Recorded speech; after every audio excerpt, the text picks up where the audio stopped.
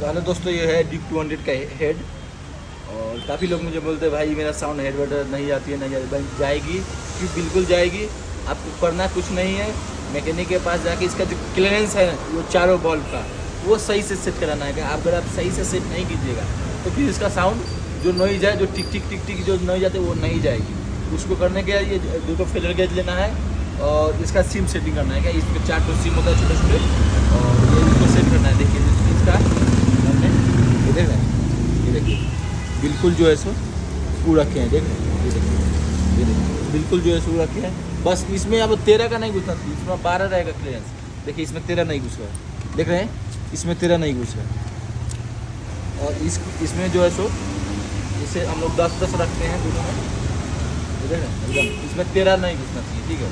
देखिए 13 नहीं घुसेगा, और ज़्यादा लूज भी हो जाएगा तो आवाज़ आएगा, और ज़्यादा टाइट भी हो जाएगा तो आवाज़ आएगा। और एकदम एक्यूरेट सिम सेट करना है। बाकी मोर इन्फॉर्मेशन वीडियो के लिए मुझे फॉलो जरूर कर दीजिएगा।